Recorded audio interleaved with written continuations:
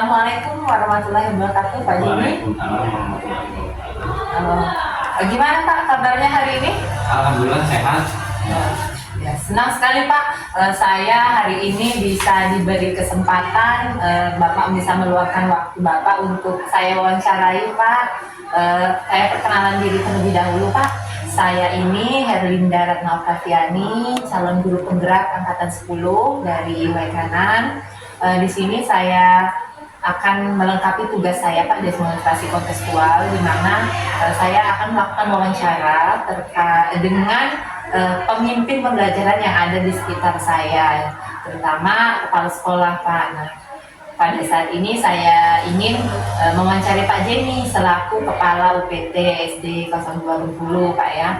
Saya ingin membahas terkait bagaimana Pak Jenny kan selama ini jadi pemimpin di sekolah tersebut Pak ya, bagaimana cara Bapak mengambil keputusan. Pasti di dalam perjalanan Bapak sebagai pemimpin itu kan pasti banyak sekali keputusan-keputusan yang sudah diputuskan tapi ternyata kaku ya, kita nggak bisa kaku Pak ya. Nah, itulah topik pembicaraan saya pada hari ini Pak. Kira-kira apakah Pak Jenny berkenan Pak? Siap. Ya siap Pak ya. Terima kasih Pak ya atas waktunya Pak ya. Baiklah Pak Jenny, untuk yang pertama nih Pak, pertanyaannya Pak, bagaimana Pak selama ini Bapak mengidentifikasi kasus yang dianggap sebagai dilema etika ataupun bujukan moral Pak? Bagaimana Bapak menyikapinya Pak? Mengidentifikasi. Ya, mengidentifikasi kasus ini Pak ya. Yang pertama yang jelas, saya berkoordinasi dengan wali kelasnya. Itu yang pertama. Setelah saya berkoordinasi dengan wali kelas, saya coba komunikasi langsung dengan si siswa tersebut. Dari situlah saya bisa mendefinisikan apa sih yang selama ini menjadi kendala bagi siswa tersebut. Berarti komunikasi itu nomor satu lah Pak ya. Pasti ya. Lalu Pak, selama ini Pak, bagaimana nih Pak Bapak menjalankan pengambilan keputusan di sekolah Bapak, terutama untuk kasus-kasus yang dianggap kedua-duanya itu ya dianggap baik, nggak bisa ini ditinggalkan, ini dianggap salah, ini dianggap baik, itu seperti apa Pak? Sebenarnya satu, kalau saya pribadi ya, di samping kita menjalankan sesuai aturan, yang kedua kita kembali lagi harus pakai hati. Iya. Karena ketika kita salah mengambil keputusan, ya akibatnya bisa fatal, terutama untuk anak didik kita. Maka saya di samping kita memakai aturan yang ada, kita juga harus pakai hati. Tidak bisa kita langsung kaku, langsung memponis, oh ini harus begini ya. Jadi harus kita pelajari dulu. Nah, ketika keputusan ini kita pakai, kita laksanakan, sebab akibatnya harus kita pertimbangkan. Maka kalau saya, ketika ada permasalahan yang berkaitan dengan siswa, karena sudah pasti ya, setiap sekolah pasti ada, bahkan setiap kelasnya pasti ada. Tidak bisa dipungkiri. Iya, pasti itu sudah jadi hukum alam. Nah, disitulah saya mengidentifikasi kenapa anak tersebut bisa terjadi seperti ini. Pasti ada faktornya. Apakah itu faktor dari lingkungan rumahnya, baik itu orang tua, tetangga kiri kanan, atau mungkin bahkan di lingkungan sekolahnya. Nah, itulah yang jadi dasar saya untuk saya mengambil keputusan. Kemudian Pak, kalau kita lebih spesifik lagi nih Pak, langkah ataupun prosedur yang seperti apa nih yang biasa Bapak lakukan Pak? Yang pertama, pasti anak itu saya panggil. Saya panggil terlebih dahulu kan. Nah, ketika sudah saya mendapati permasalahan-permasalahan, ya karena begini ya, kita sekarang juga mengacu ke Undang-Undang Wajib Belajar 9 tahun ya. Karena nggak bisa juga ketika anak itu katakanlah malah jarang masuk sekolah atau sering membuat kegaduhan, terus kita langsung mengambil keputusan, oh ini harus berhenti, oh ini harus dikeluarkan. Tidak bisa juga seperti itu, karena ada undang-undang yang mengatur, yaitu Undang-Undang Wajib Belajar 9 tahun kan. Gitu. Berarti kita tidak bisa memutuskan satu hal itu hanya melihat dari satu sisi, Pak ya, harus bisa melihat dari banyak sisi. Kemudian Pak, saya yakin dan percaya pasti Pak Jenny kan selama ini sudah lama menjadi pimpinan Pak ya. Ada nggak Pak hal-hal yang Bapak anggap efektif sekali untuk mengambil pengambilan keputusan dalam menanggulangi kasus, terutama ya tadi anak yang jarang masuk sekolah tadi, yang paling efektif itu seperti apa Pak? Ya, yang pertama pasti saya harus komunikasi juga dengan orang tuanya. Karena menurut saya waktu yang paling banyak adalah di lingkungan keluarga. Karena kalau kita di sekolah ya terbatas kan. Jadi yang pertama yang saya sikapi, langkah pertama saya adalah orang tuanya. Saya memohon bantuan kepada orang tuanya untuk saling bekerja sama dengan kami pihak sekolah, gitu kan. Nah, jadi ketika ini sudah kami laksanakan, beberapa kali laksanakan, kalaupun memang anak ini ternyata tidak ada perubahan, ya itu pun kami tidak berani untuk memutus, dalam arti memberhentikan, tetapi anak ini kami beri surat pindah ke sekolah terdekat supaya tidak terputus wajib belajar 9 tahunnya. Nah, itu pun dengan pertimbangan ketika kami pihak Dewan Guru maupun saya selaku pimpinan sudah melaksanakan koordinasi yang intens dengan wali murid. Ternyata memang anak ini memang sudah susah, sudah katakanlah sudah tidak bisa lagi untuk diperbaiki. Nah, mungkin dengan dia suasana baru di sekolah baru, mungkin dia akan ada perubahan tersebut. Berarti saya ambil, saya highlight, saya sorot, berarti itu koordinasi Pak ya, koordinasi dari banyak pihak, baik dari orang tua, guru, bahkan juga lingkungan sekitarnya Pak ya. Nah, kalau tadi kita berbicara keefektifan yang mana, sekarang Pak, dari sekian banyak kasus ini Pak, hal apa nih Pak yang selama ini Bapak anggap sebagai tantangan Bapak dalam mengambil keputusan, apalagi keputusan yang dilema seperti ini kan, tantangannya seperti apa Pak? Yang jelas ya, karena di tempat saya tugas kebetulan 85% wali muridnya adalah pribumi. Nah, inilah yang jadi dilema. Namanya pribumi orang Lampung, ya kadang-kadang wali murid itu nggak mau tahu. Jadi mereka tetap salahnya di sekolah. Nah, itulah kadang-kadang yang menjadi dilema bagi kami ya. Kadang sudah diberi penjelasan, ya masih ya itu tadi, karena beraneka ragam tadi. Kebetulan wali murid saya kan mungkin ada yang tamatan SMP, ada yang tamatan SMA, ada yang tamatan SD, jadi bermacam-macam. Ya, ada yang memang enak sekali dijelaskan, 2 kali langsung mengerti. Nah, ada juga yang memang dia tidak mau tahu, tapi punya dia mau harus diikuti. Nah, situ kadang yang menjadi tantangan bagi saya sendiri. Kemudian Pak, untuk menghadapi kasus-kasus seperti ini Pak, apakah Bapak punya range atau mempunyai jangka waktu Pak dalam menyelesaikan kasus-kasus dilema ini? Ya, jelas, kita memang harus punya target. Ya, harus punya target. Maka ketika kami berkomunikasi dengan orang tua, dengan guru, saya punya target. Jadi yang pertama saya sampaikan ke anak tersebut, ya terlebih dahulu ke anaknya. Ya, saya kasih tempo 1 bulan, ya, atau saya kasih tempo 2 bulan, gitu kan. Atau bahkan mungkin saya kasih tempo hanya 1 minggu atau 2 minggu, gitu. Nah, ketika sudah saya sampaikan ke anak, itu saya komunikasikan juga ke orang tuanya, ya, supaya orang tuanya lebih cenderung memahami dan mengingatkan anaknya di rumah tentang kebijakan dari kami tentang waktunya. Jadi memang ada dialokasikan waktunya Pak ya. Kemudian Pak, faktor-faktor yang selama ini bisa ketika menghadapi kasus dilema seperti ini Pak ya, yang Pak Jenny anggap bisa membantu, bisa mempermudah Pak Jenny dalam mengambil keputusan itu siapa saja Pak? Faktor-faktornya apa saja? 1, komite. Komite selalu saya libatkan karena 1, komite merupakan perwakilan wali murid dan kebetulan juga komite di situ banyak keluarganya. Jadi lingkungan wali murid itu banyak keluarga komite kan. Nah, itu maka komite selalu saya libatkan. Itu yang pertama. Ya, yang kedua ya guru. Guru, karena yang lebih paham di dalam kelas ya guru. Itu. Maka saya yang pertama komite, yang kedua adalah guru. Kemudian Pak, dari semua yang Bapak sampaikan tadi Pak ya, dari semua kasus yang selama ini Pak Jenny pernah tangani, Pak Jenny pernah putuskan, apa nih Pak pembelajaran yang paling berharga yang bisa Bapak petik dari itu, apa kesimpulannya lah seperti itu Pak? Jadi yang pasti yang bisa saya ambil hikmahnya, kesimpulan dari semua permasalahan itu 1, koordinasi. koordinasi. atau komunikasi itu yang penting kan, yang paling utamanya itu ya komunikasi tidak putus, selalu berkoordinasi termasuk dengan komite, dewan guru dan wali murid tersebut, itu yang pertama dan harus dilaksanakan. Nah, dan yang kedua itu juga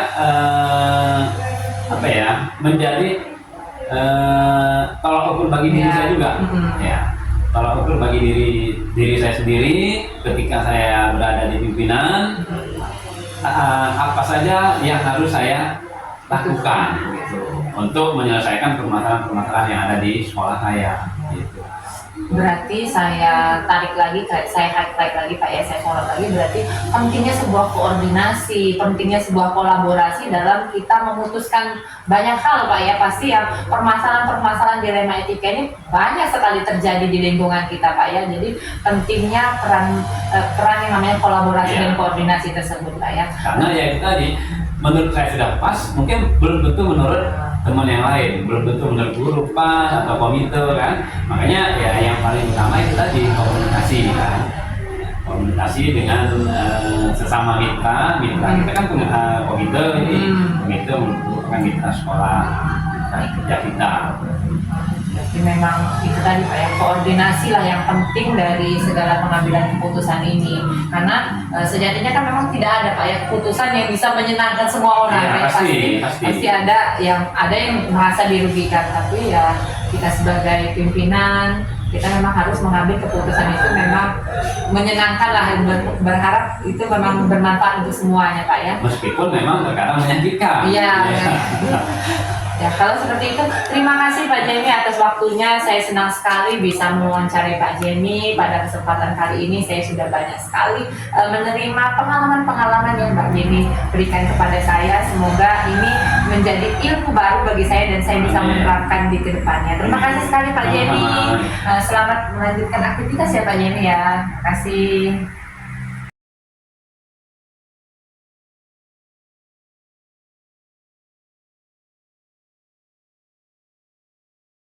Assalamualaikum warahmatullahi wabarakatuh. Ibu. Waalaikumsalam warahmatullahi wabarakatuh.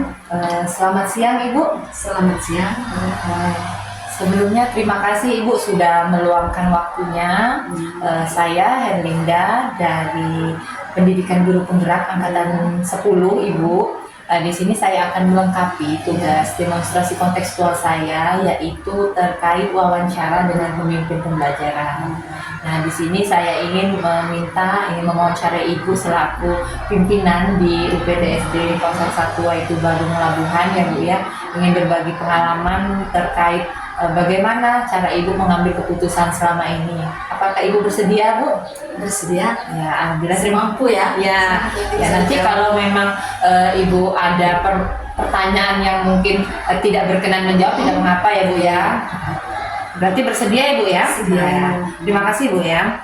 Oke Bu, yang pertama itu Bu, bagaimana Bu selama ini Ibu dapat mengidentifikasi kasus yang kira-kira itu dilema etika dan dilema moral? Maksudnya ada Bu ya, bagaimana cara Ibu mengidentifikasinya itu? Oh begini ya, saya tuh kalau mengidentifikasi anak, misalnya contohnya anak yang masih kurang pelajarannya ya.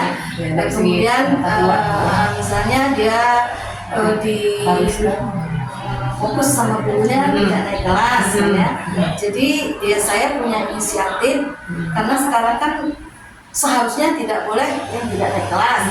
Jadi ya terpaksa kami bermuasabah dulu dengan guru-guru dan guru bagaimana cara menyelesaikannya, karena ya tetap anak itu ya tetap aja kita harus bantu sebagaimana mungkin, dan kita juga seandainya dia itu tidak naik kelas, kita sebelumnya itu 2-3 bulan mau kenaikan kelas, kita harus ada PDKT dengan orang tua anak, kita didik dan kita ajar bagaimana caranya supaya kita kasih rayuan bagaimana supaya dia bisa seperti temannya yang lain, tapi tetap aja kita bantu kalau saya ya di sekolah saya. Berarti kolaborasi lah Bu ya. Lalu Bu, kira-kira nih Bu, untuk menjalankan keputusan ini Bu, dalam pengambilan keputusan terutama kan ada misalnya nih tadi keputusan 2 hal yang penting Bu ya, misalnya tadi Ibu dua hal yang penting itu Bu ya. Ada yang sama-sama mengandung kebaikan Bu ya. Bagaimana Bu cara Ibu mengambil keputusannya Ibu? Maksudnya kebaikan tentang Yang tadi anak tadi Bu. oh anak tadi ya, kebaikannya kayak gini loh. Saya itu kalau saya ya tetap yang nggak bisa saya sendiri ya memutuskan, yang jelas sama terutama wali kelas dan dewan guru yang lain ya, kita bagaimana caranya lah. Mungkin kalau di sekolah saya mereka itu kalau sudah dibuat seperti itu mereka itu ada perubahan, ada peningkatan. Yang jelas kalau dia pun ada perubahan di ya kita bantu. Nanti di kelas berikutnya ya, kita Berikan bantuan lagi. Kemudian kalau yang kelas 6 ya tetap aja kita ya bagaimana caranya ya tetap aja kalau pribadinya saya, kalaupun dia tidak ketinggalan amat ya kita tetap kita bantu, kita luruskan. Oke Bu ya. Berarti langkah spesifiknya berarti Bu, langkah ataupun prosedur yang biasa Ibu lakukan itu pertama berarti kolaborasi dulu Bu. Biasanya tahapannya seperti apa Bu langkah-langkahnya itu? Langkah-langkahnya tahapnya yaitu ya saya kumpulkan dulu anak itu, saya sering survei ke kelas masing-masing. Nah, kelas sana karena wali kelasnya sering nanya sama saya, Ibu gimana Bu anak ini kurang ini membacanya atau bagaimana? Ya saya masuk ke kelas dan saya survei ke kelas langsung, menemuin anak langsung, dan saya kalaupun dia masih kurang tahu membaca, kurang paham membaca, kurang matematik, saya ikut mengajarkannya juga. Kemudian sudah selesai ya kami di dalam kantor gurunya saya panggil, dewan gurunya itu ayo kita musyawarah bagaimana cara meningkatkan anak tersebut, karena kasihan kalau dia itu ketinggalan. Berarti ini ya Bu ya, Ibu langsung turun langsung seperti Ibu ya. Nah berarti Bu, ini pasti mungkin bukan 1-2 lah Bu ya, permasalahan seperti ini Bu ya. Selama ini Bu, hal-hal apa saja nih Bu yang Ibu anggap paling efektif Bu untuk mengambil keputusan ini dari kasus-kasus dilema yang paling efektif dari tadi kan misalnya memanggil orang tua, yang lagi ke kelas, yang paling efektif yang mana itu Bu? Kira-kira? Iya, kalau saya yang paling efektif ya itulah pelajaran itulah, dia itu yang kalau SD saya itu membaca. Kadang anak pindahan dari SD tetangga juga pindah ke sekolah saya, waduh, nggak perlu membaca. Jadi tetangga ya mungkin tetangga saya dari tetangga sebelah sana banyak yang pindah sekolah saya itu masih nggak tahu. Kelas 2 itu dia, waduh ya itu pokok pertama kalau saya membaca itu dulu, anak membaca. Kemudian kalau di sosialnya ada juga kan, misalnya anak ini terdapat kecelakaan, misalnya dia sakit, misalnya atau bagaimana ya tetap aja kita punya kebijakan kita lain. Ya kalau memang berbicara etika, berbicara kemanusiaan itu harus gas rem lah Bu ya istilahnya Bu ya, tidak bisa kita dalam suatu praktik kaku Bu ya. Bisa. Tapi Bu pasti Bu, saya yakin dan percaya Ibu kan pasti punya banyak sekali pengalaman Bu ya. Nah Bu, ada nggak Bu hal-hal merupakan tantangan Bu ketika Ibu ingin mengambil keputusan itu jadi dilema, jadi itu jadi tantangan? Pernah nggak Bu menghadapi tantangan itu? Pernah, banyak, bukannya hanya itu saja, banyak tantangan seperti itu. Oh wali murid Bang, ya anak saya kan sudah sekolah, anak saya tuh memang dia tuh nggak bisa membaca, maka saya sekolahkan karena biar anak saya bisa. Nah jadi saya, aduh bagaimana ya wali murid? Panggil wali muridnya, saya kasih masukan. Memang betul di sini tugas kami mengajar, tapi anak-anak ini banyak bermacam-macam loh. Banyak macam, mungkin anaknya mungkin dari sananya memang IQ-nya kurang atau bagaimana ya, inilah kita memecahkan masalahnya. Jadi ibu jangan menyalahkan guru kami, guru saya. Kalau dia nggak tahu baca, kita harus saling melengkapi. Itu berarti tantangannya juga banyak. Banyak sekali tantangan. Kemudian Bu, ketika ibu menghadapi masalah itu Bu, ada nggak Bu jadwal tertentu, maksudnya ibu fokuskan, maksudnya tadi kan anak yang mohon maaf nilai kognitifnya di bawah Bu ya, tetapi harus dipaksakan untuk naik. Ibu kira-kira punya nggak Bu jadwal atau waktu tertentu Bu dalam menyelesaikan ini Bu? Saya punya jadwal, bukannya karena dia mau naik kelas saja, bukannya mau lulus saja. Saya punya jadwal 1 bulan sekali saya harus keliling. Supervisi. Supervisi. Satu bulan sekali saya supervisi. Ayo, yang mana anak yang kurang? Karena mungkin menurut guru saya mungkin bagaimana ya saya ini punya atau bagaimana agak keras dikit atau bagaimana, jadi untuk mengajak anak-anak itu bagaimana, bukannya karena sayanya gurunya kan tuh kepala sekolah yang masuk habis ini sering dikasih ancaman seperti itu, tapi ancaman seperti itu bukan ancaman yang jelek, supaya anak itu memotivasi ya. Kemudian Bu, kalau tadi kita banyak ya Bu yang terlibat Bu ya, kira-kira nih Bu, yang memudahkan Ibu, faktor-faktor yang selama ini bisa selalu mempermudah Ibu, selalu membantu Ibu dalam mengambil keputusan nanti siapa saja Bu? Teman rekan kerja, rekan kerja, wali kelas. Pertama ini wali kelas, karena dia yang ada terus di kelas itu, dan teman-teman, apalagi yang memang dia itu saudara dari gurunya, guru saya itu, jadi tolong gitu minta bantuan dengan guru-guru itulah sebenarnya, apalagi dia itu masih keluarga sama dewan guru gitu. Jadi Bu, kalau misalnya dari berbagai macam kasus tadi Bu ya, berbagai macam dilema itu, pembelajaran apa nih Bu yang bisa Ibu ambil, bisa Ibu petik dari pengalaman-pengalaman dari berbagai kasus tadi Bu, yang bisa Ibu petik gitu?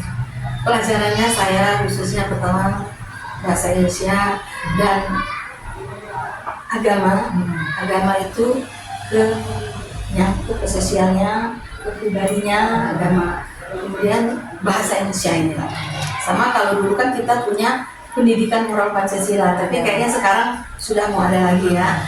Nah, kalau saya ngambilnya dari situ, bahasa itu mencakup semua, karena tanpa bahasa Indonesia yang baik, mereka tidak akan bisa mengerjakan pelajaran kayak pelajaran IPS, kayak pelajaran IPA karena dasarnya harus bisa membaca, menulis, berhitung gitu. Dan ya terus jadi Bu, dari sekian banyak permasalahan yang Ibu hadapi, Ibu tanggulangi ini Bu, bagaimana Bu Ibu menarik kesimpulannya? Pasti adalah rangkuman dari ini apa yang Ibu dapat, apakah seperti apa Ibu menghadapinya? Kesimpulan saya, sebenarnya saya senang. Oh senang Bu ya? Senang, karena saya seorang guru, memang harus seperti itu. Namanya anak-anak satu kelas itu, satu sekolah itu kan ratusan lebih, ya bermacam-macam ya. Anak si A, anak si B. Jadi saya senang. Saya senang memotivasi mereka, mengajar mereka. Temuan-temuan itu menjadi motivasi saya. Motivasi guru yang lain, lebih baik lagi. Itu aja kalau saya. Wah senang sekali Bu, saya senang sekali Bu bisa mewawancara Ibu, bisa Ibu mau berbagi pengalaman Ibu terkait bagaimana cara mengambil keputusan. Saya sangat mengapresiasi Ibu atas dedikasi Ibu terhadap dunia pendidikan. Saya senang sekali rasanya Bu ya. Terima kasih Bu atas waktu yang diberikan. Terima kasih Ibu, selamat melanjutkan aktivitas ya Bu ya.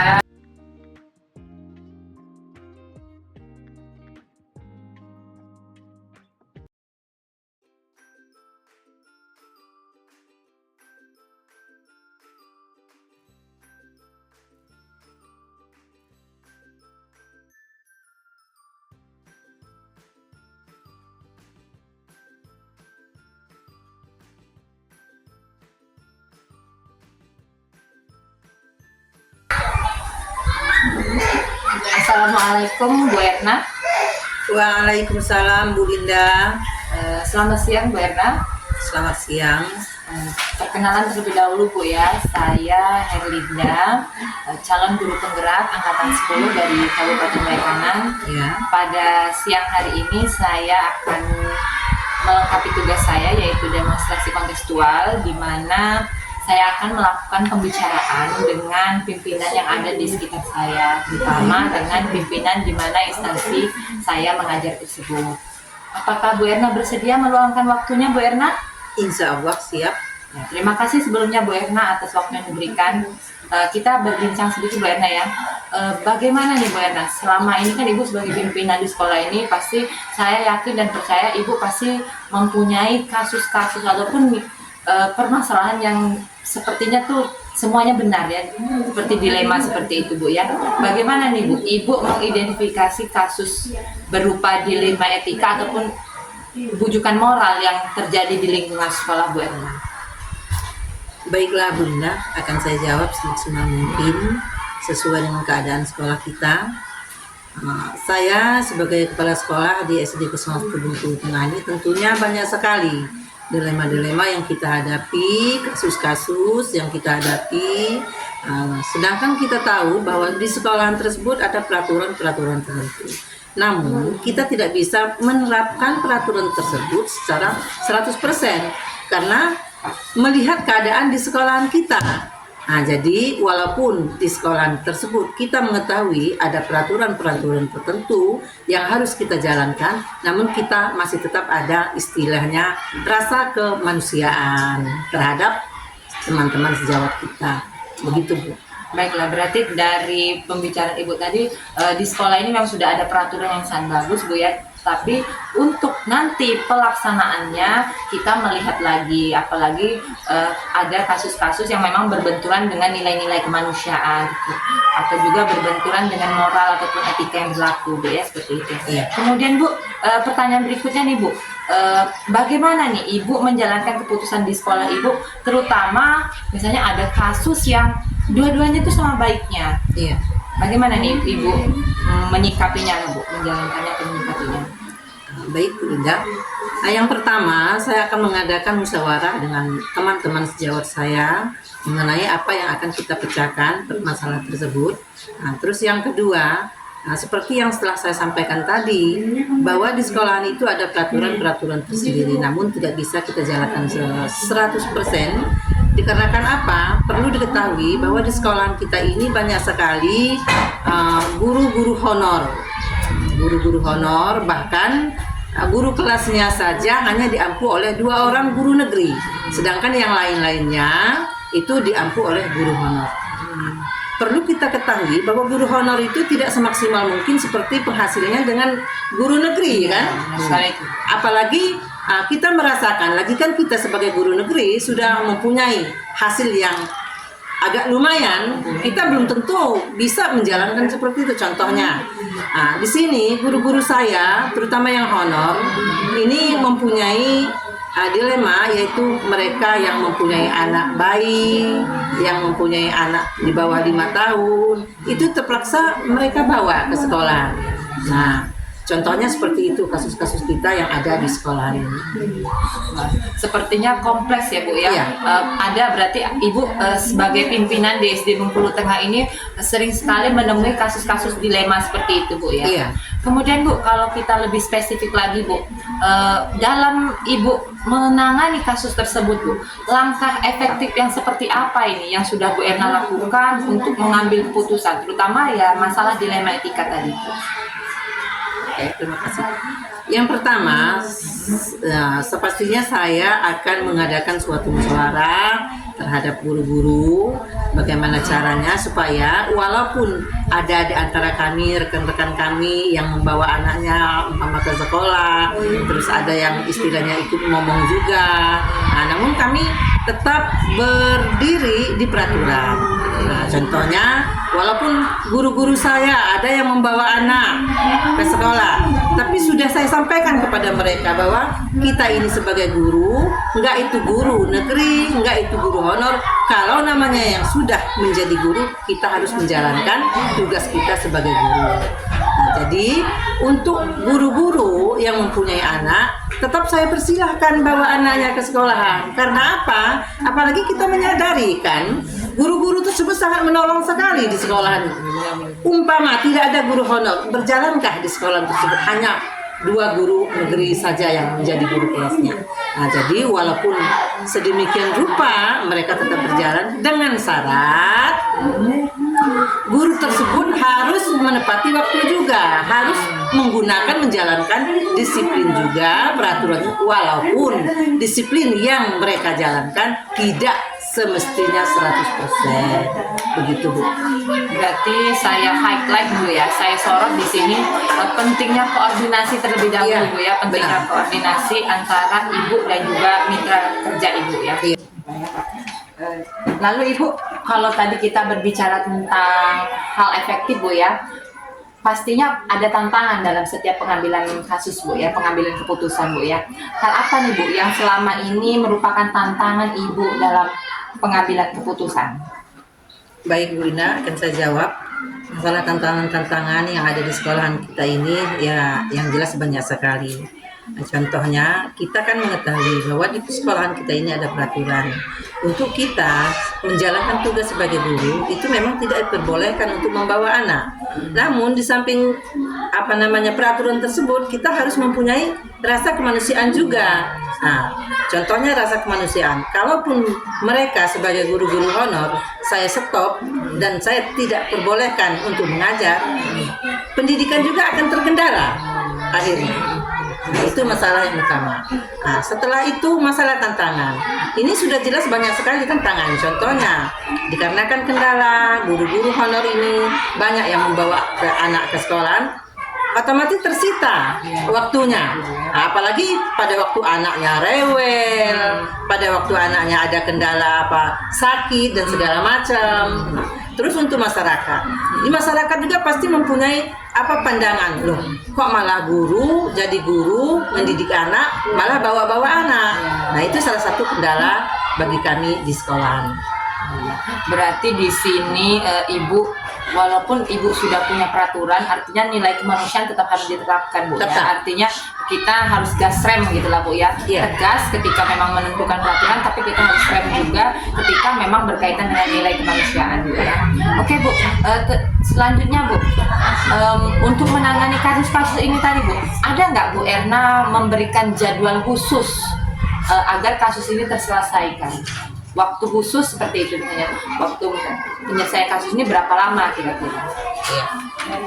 Untuk penyelesaian kasus, kadang ini saya secara pribadi, nah, kadang secara resmi.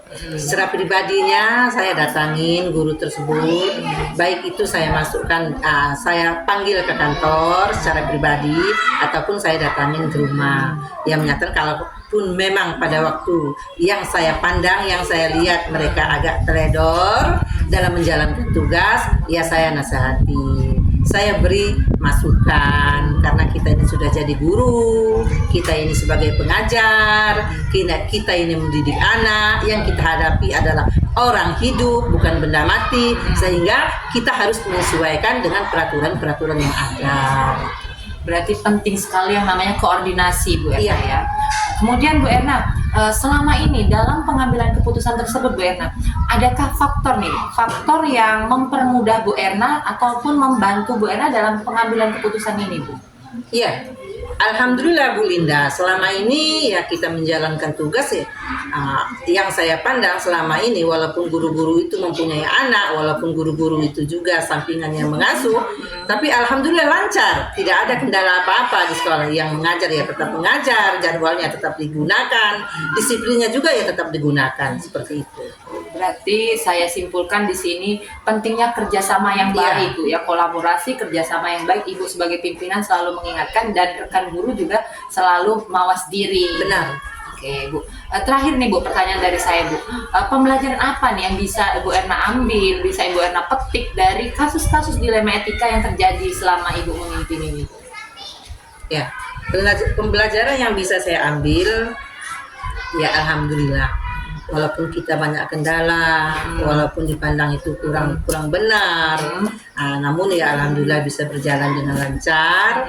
Juga yang mengaku sebagai mempunyai anak, sebagai guru-guru honor tersebut, mereka juga siap, tidak merasa terbebani, tidak merasa tertekan, karena mereka menyadari bahwa ini memang sudah pengabdian mereka, walaupun hasil mereka tidak memadai, ini memang sudah pengabdian mereka. Secara ikhlas mereka tetap mendidik anak-anak, menolong SD 01 Bengkulu Tengah ini. Terima kasih sekali Bu Erna, saya merasa sangat waktu ini sangat berharga Bu Erna. Saya banyak sekali dapat pengalaman-pengalaman yang berharga dari Bu Erna. Saya juga turut merasakan dari pembicaraan kita tadi Bu ya, apa yang selama ini Ibu lakukan, Ibu rasakan, Ibu putuskan, sama ini saya turut merasakannya. Terima kasih sekali Bu Erna sudah meluangkan waktunya. Saya dari guru penggerak juga mengucapkan terima kasih atas dedikasi Bu Erna selama ini mencerdaskan kehidupan bangsa. Saya akhiri, terima kasih Bu Erna. Iya, sama-sama. Terima selamat, kasih. selamat melanjutkan aktivitas Bu Erna. Terima kasih.